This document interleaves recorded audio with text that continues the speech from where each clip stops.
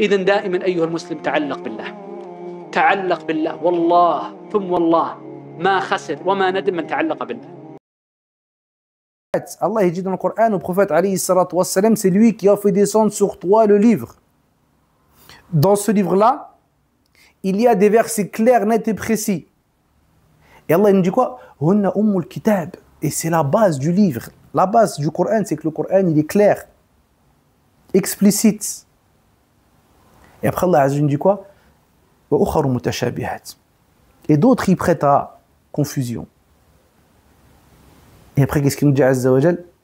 فَأَمَّا الَّذِينَ فِي قُلُوبِهِمْ زَيْغٌ فَيَتَّبِعُونَ مَا تَشَابَهَ مِنْهُ ابْتِغَاءَ الْفِتْنَةِ وَابْتِغَاءَ تَأْوِيلِهِ.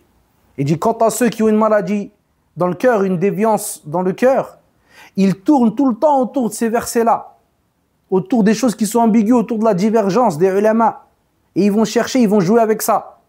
Et laisse les choses qui sont ambiguës, va sur ce qui est clair. Et au moins, au minimum, dans ces questions à divergence qui peuvent être ambiguës de temps à autre, et une cohérence. Marche avec des fondements, marche avec des règles qui vont faire comment tu auras une cohérence dans ta religion. Ne sois pas comme celui qui joue en cherchant les avis qui l'arrangent, et il se retrouve à ce que tout le mal se rassemble sur lui. Sofiane al-Taymi disait, celui qui amène tatab'a rukhas al-ulama, ijtama'a fihi ash-sharru kulluh. Celui qui cherche tous les avis qui autorise chez les gens de science, les autorisations, eh bien tout le mal il va se rassembler sur lui. Et l'imam Malik rahmatullahi alayhi et autres que lui, il disait Man tatabba rukhas tazandaq, celui qui cherche toutes les autorisations ici et là, yani il vient dans la divergence des savants, il cherche, non mais akhi, il y a khilaf, non mais il y a khilaf. Il nous dit quoi? Regarde, il nous dit quoi rahmatullahi alayhi, et là tu vois la clairvoyance qu'ils avaient, c'est incroyable. Il y a plus de 1400 ans, ils nous ont donné des paroles que nous, on voit aujourd'hui à notre époque. Ils nous dit quoi? Il nous dit celui-là qui va chercher dans les avis des savants, là, il va chercher ici que les avis qui l'arrangent, eh bien ça va devenir un pervers qui finit par sortir de la religion. Et wa Rabbil Kaaba, cette chose-là, on l'a vu nous à notre époque. On a vu un qui est connu, Mathalan, qui a commencé par rentrer tout le temps. Non mais il y a divergence, c'est bon. Non, mais il y a divergence. Il cherche les avis esselés. Jumhur al-ulama, ils sont sur ça. Il va toujours nous chercher la pépite. Non, mais piler les sourcils, c'est bon. Non, mais le pantalon qui dépasse, c'est bon. Non, mais tailler la barbe, c'est bon.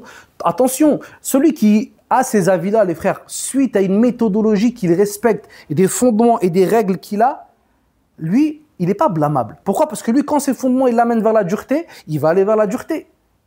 Et quand ses fondements et ses usul, il l'amène vers la facilité, il va aller vers la facilité. Mais eux, non. Non, eux, c'est... T'inquiète, il n'y a pas de souci.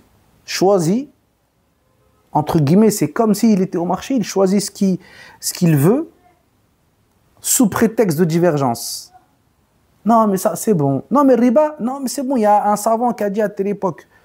Après, ça commence à aller de plus en plus loin. Le voile, non, mais c'est bon. Et allez. Et après, qu'est-ce qui se passe? Wallah, on l'a vu de mes propres yeux à notre époque, les frères. Et peut-être que certains, ils voient de quoi on parle. Qui finit par nous dire quoi? T'as pas besoin de religion pour adorer Dieu. Du kufr, dans lequel il n'y a aucun doute. Du kufr évident. Regarde, il est tombé exactement dans la parole de l'imam Malik. Qu'est-ce qu'il a fait? Il a cherché les autorisations. Il a commencé tranquille, il pioche dans les divergences. Personne ne dit que ça fait sortir de l'islam. Mais regarde son cheminement, j'allais dire spirituel, son cheminement satanique l'a mené où? Que lui, il a commencé par piocher ici et là, et ça, non, ça c'est ce qu'on a vu sous nos yeux, il doit en avoir plein, les frères, des gens comme ça. Parce que ces gens-là qui parlaient à l'époque des pieux prédécesseurs et ces grands imams, qu'Allah Azza wa Jal a laissé leur mention vivante à travers les siècles, parlaient avec clairvoyance, avec sagesse, avec la lumière du Coran et de la Sunna, avec la lumière de l'ascétisme. Et c'est pour ça qu'ils nous ont donné des paroles qui étaient courtes, mais dont l'essence était profonde.